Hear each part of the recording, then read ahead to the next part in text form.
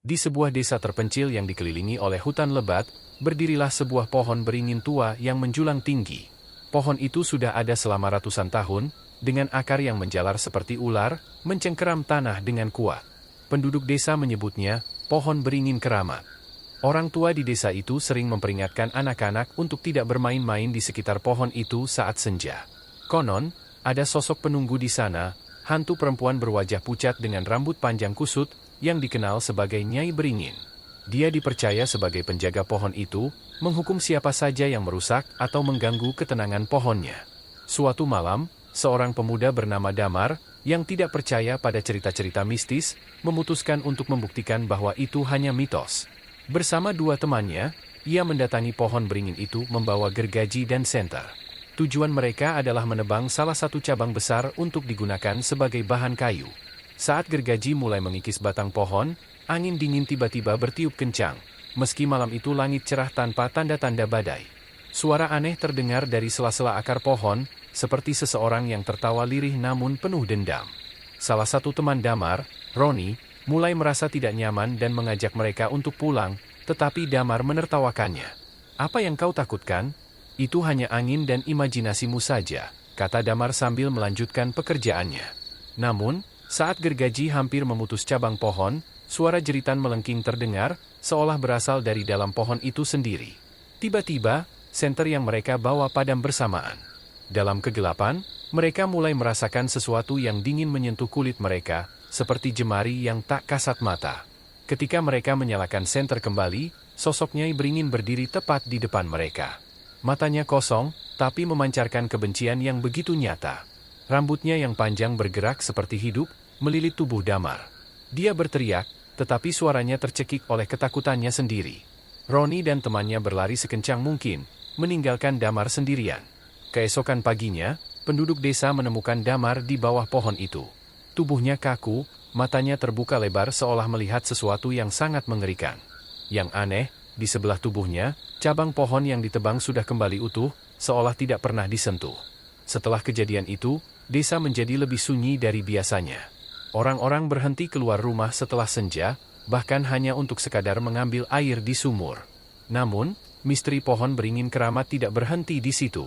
Beberapa malam setelah kematian Damar, suara-suara aneh mulai terdengar dari arah pohon itu.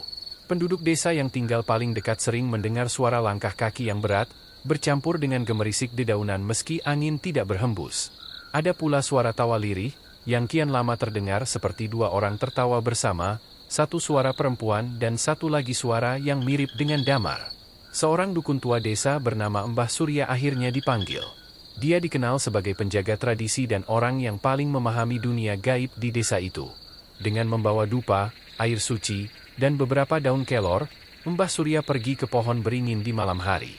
Beberapa pemuda desa menemaninya dari kejauhan, meskipun nyali mereka hampir habis hanya dengan mendengar suara-suara dari pohon itu. Setibanya di sana, Mbah Surya mulai berdoa dan memanggil arwah yang mendiami pohon itu. "Nyai Beringin, penunggu pohon keramat, aku datang bukan untuk melawan, tapi untuk mencari damai," ucapnya sambil menaburkan air suci di sekitar akar. Dari balik gelapnya malam, sosok Nyai Beringin perlahan muncul, tubuhnya setengah menyatu dengan batang pohon. Matanya yang kosong menatap tajam ke arah Mbah Surya, sementara bayangan lain mulai tampak di sebelahnya. Itu adalah Damar. Wajahnya tampak berbeda, pucat, dengan senyum menyeramkan yang tidak wajar. "Damar sudah milikku," kata Nyai Beringin dengan suara serak, namun penuh wibawa. "Dia berani melanggar kesucian pohon ini. Tak ada yang bisa membawanya kembali." Mbah Surya tidak gentar. Dia melanjutkan doa-doanya, memohon pengampunan bagi arwah Damar. "Nyai, aku tidak datang untuk mengambil hakmu. Aku hanya ingin kau memberi kesempatan pada Damar untuk menebus kesalahannya, agar dia tidak terkurung selamanya." Namun, permohonan itu hanya membuat Nyai Beringin tertawa lebih keras. Dia akan menjadi penjaga pohon ini, seperti yang lain sebelum dia. "Setiap jiwa yang melanggar pohon ini akan menjadi bagianku," katanya. Mbah Surya mulai menyadari bahwa ini bukan hanya tentang Damar, melainkan tentang dendam yang lebih dalam. "Nyai," katanya dengan tenang, "mengapa kau begitu marah pada manusia?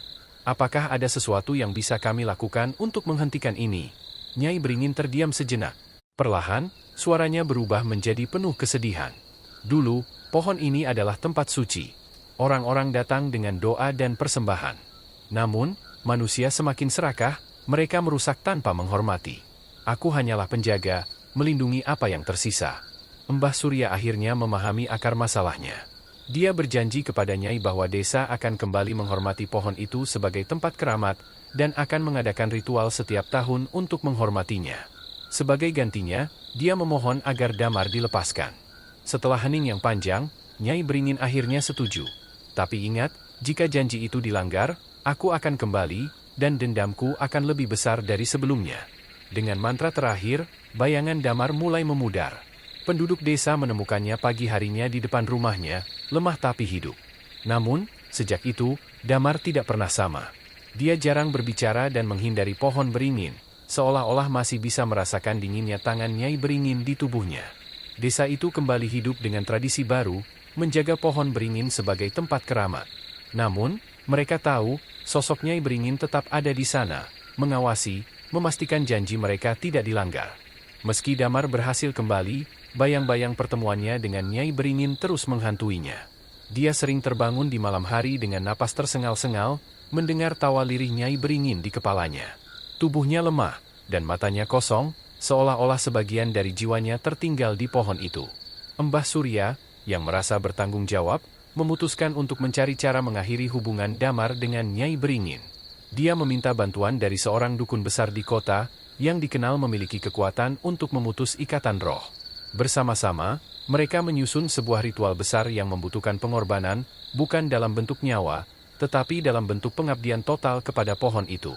Ritual tersebut dilakukan pada malam bulan purnama. Penduduk desa berkumpul di sekitar pohon beringin dengan membawa sesaji berupa bunga, buah-buahan, dan dupa. Damar, yang nyaris tidak memiliki kekuatan lagi, dipandu oleh Mbah Surya ke tengah lingkaran. Sang dukun besar memulai mantranya, memanggil arwah Nyai Beringin sekali lagi. Nyai, panggil sang dukun dengan suara lantang, kami datang dengan niat damai. Kami memohon agar kau memutus ikatan dengan Damar, dan sebagai gantinya, desa ini akan menjaga pohon ini selamanya. Sosok Nyai Beringin kembali muncul, kali ini lebih menyeramkan dari sebelumnya. Wajahnya penuh dengan retakan seperti kulit kayu, dan tubuhnya hampir sepenuhnya menyatu dengan pohon itu. Janji manusia seringkali hanya kata-kata kosong, katanya, suaranya menggema di antara akar-akar pohon. Namun, sebelum dia bisa melanjutkan, Damar yang lemah tiba-tiba berbicara, sesuatu yang sudah lama tidak dia lakukan. Nyai, ini salahku.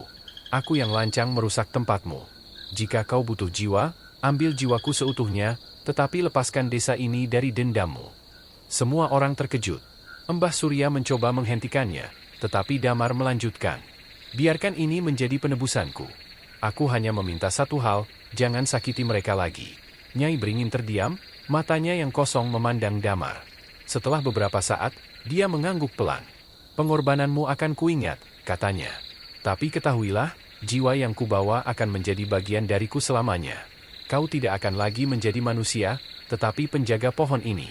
Dengan kata-kata itu, tubuh Damar mulai memudar, seperti kabut yang diserap oleh akar pohon. Dia tersenyum untuk terakhir kalinya kepada penduduk desa, sebelum menghilang sepenuhnya. Setelah ritual selesai, suasana di sekitar pohon beringin menjadi lebih tenang. Tidak ada lagi suara-suara aneh atau bayangan menakutkan. Pohon itu tetap berdiri kokoh, tetapi kini tampak seperti memancarkan aura kedamaian. Penduduk desa menepati janji mereka. Setiap tahun, mereka mengadakan upacara untuk menghormati pohon itu, membawa persembahan, dan berdoa agar penunggunya tetap menjaga kedamaian desa. Damar memang tidak pernah kembali, tetapi banyak yang percaya bahwa arwahnya kini menjadi bagian dari pohon itu, menjaga desa dari ancaman yang tidak terlihat. Beberapa orang yang berdoa di sana mengaku pernah mendengar suara lembut Damar, berbisik, "Jangan takut, aku akan selalu menjaga kalian." Akhirnya, pohon beringin keramat itu menjadi simbol perdamaian dan pengingat bahwa alam harus dihormati, karena kekuatannya jauh melampaui pemahaman manusia. Dan di sanalah cerita ini berakhir, dengan pohon beringin yang diam, tetapi penuh kehidupan dalam keheningannya.